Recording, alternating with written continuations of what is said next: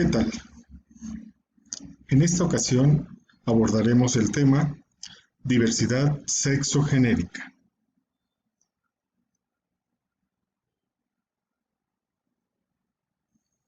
¿Qué es la diversidad sexual y de género en México? Iniciaremos por explicar el sistema sexo-género. Es el modo en el que el sexo y la reproducción humana son convertidas por las relaciones sociales de desigualdad en un sistema de prohibiciones, obligaciones y derechos diferentes para hombres y mujeres. El sexo biológico es la referencia a los cuerpos sexuados de las personas, esto es, a las características biológicas, genéticas, hormonales, anatómicas y fisiológicas, a partir de las cuales las personas son clasificadas como machos o hembras de la especie humana al nacer, a quienes se nombra como hombres o mujeres respectivamente. El sexo biológico se debe entender justamente como macho o hembra de la especie y además una condición intersexual, entendiéndose que es universal, es decir, todos los seres humanos nacemos con esas características, vivamos en un país diferente o en un continente diferente o de personas totalmente diferentes, todas nacemos con esa misma condición. Los estados intersexuales son la condición en la que algunos rasgos sexuales de una persona no coinciden con lo que típicamente se ha definido como macho o hembra. Cuando las características sexuales no responden a lo que médicamente se ha definido sobre la configuración anatómica, genética, fisiológica y hormonal de los sexos binarios macho o hembra, estamos frente a casos de intersexualidad. Algunos estados intersexuales son hermafroditismo verdadero. Quienes la tienen poseen tejido ovárico y testicular, por lo que suelen existir ambigüedad genital en la mayor parte de los casos. Síndrome de Morris. Quienes la poseen presentan la constitución genética de un hombre, pero sus genitales pertenecen a los de una mujer. También se le conoce como pseudohermafroditismo masculino. Síndrome de Klinefelter. Solo afecta a hombres, debido a que se caracteriza por poseer uno o más cromosomas X extra. Suele manifestarse mediante la esterilidad. Síndrome de Turner.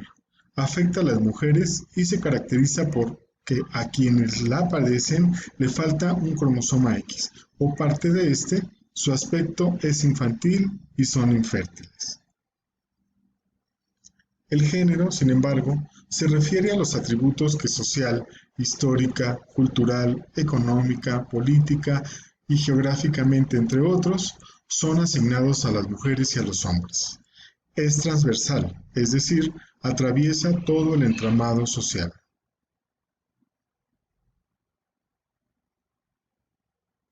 La construcción del género inicia desde antes del nacimiento.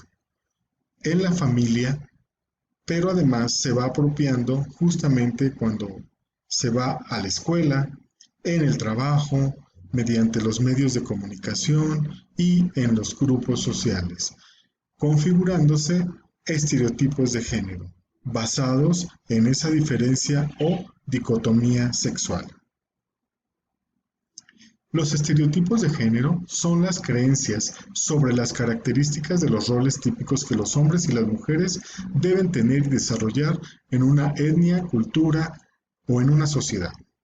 Estos se construyen de manera dicotómica, es decir, lo que se atribuye a un sexo es negado al otro. De tal manera que se crean roles, estereotipos, divisiones sexuales del trabajo y se aprovecha el tiempo y el espacio de manera muy diferenciada. La diversidad sexual es la gama de condiciones, identidades, orientaciones, expresiones y prácticas, resultado siempre cambiante en cada sociedad y en cada persona, de factores biológicos y culturales, las distintas formas de existencia sexual. Es un concepto político que cuestiona el orden sexual y de género dominantes. Aspira a una sociedad que no discrimine y que garantice la igualdad para las diferentes formas de existencia sexual, genéricas, afectivas y eróticas. ¿Qué significan las letras LGBTTI? La letra L atribuye a las lesbianas, la letra G a las personas gays, la letra B a las bisexuales, la primera letra T a la travesti, transexual, transgénero y finalmente intersexual. Las primeras tres son orientaciones sexuales. Las dos T's, transgénero y transexual, son identidades de género. Intersexual pertenece a algo biológico y travesti a una expresión de género. El marco normativo sobre la diversidad sexual y los derechos humanos de la comunidad o la población LGBTI se encuentra inmersa en los tratados internacionales en materia de diversidad sexual. De manera internacional, la Declaración Universal de los Derechos Humanos, la Declaración de Montreal, los Principios de Yoyoacarta, la Declaración de Orientación Sexual y de Identidad de Género de Naciones Unidas y las 11 reglas de Brasilia sobre acceso a la justicia de las personas en condición de vulnerabilidad.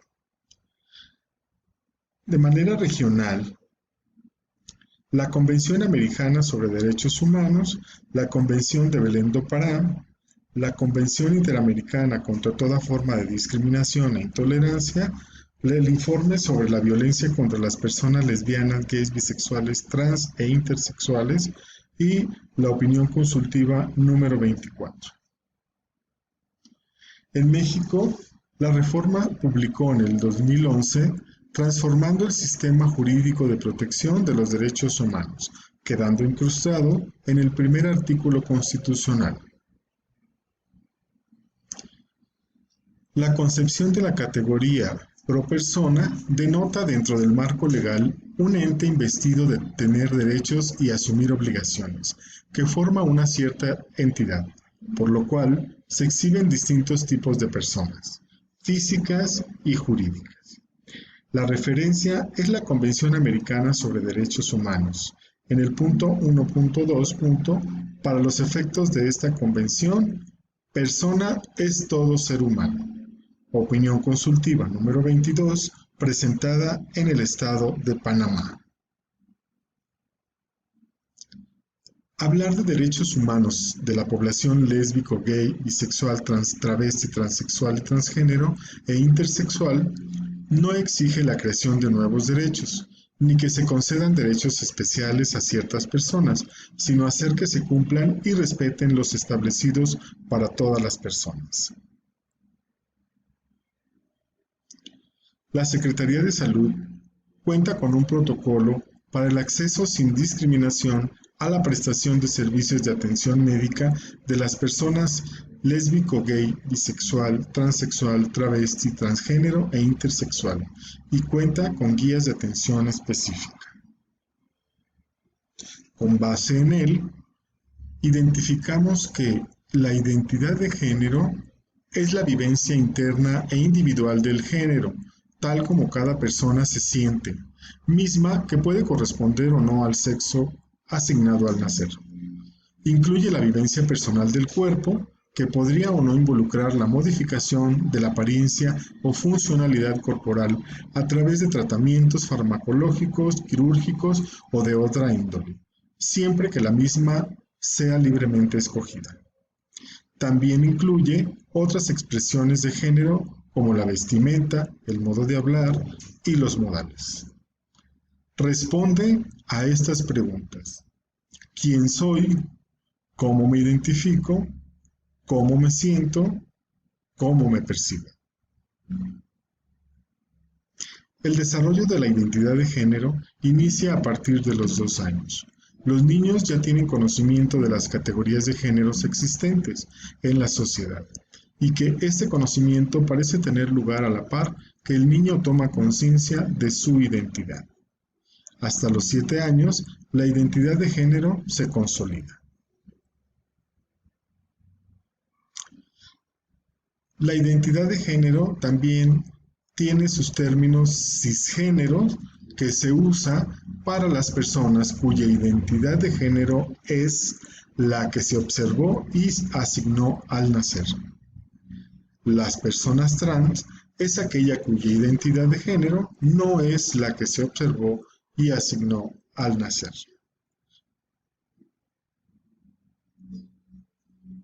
Las personas transgénero son todas aquellas cuya identidad de género, es decir, el sentido de sí mismo como hombre o como mujer, o expresión de género, difiere de aquella que normalmente se asocia a su sexo de nacimiento.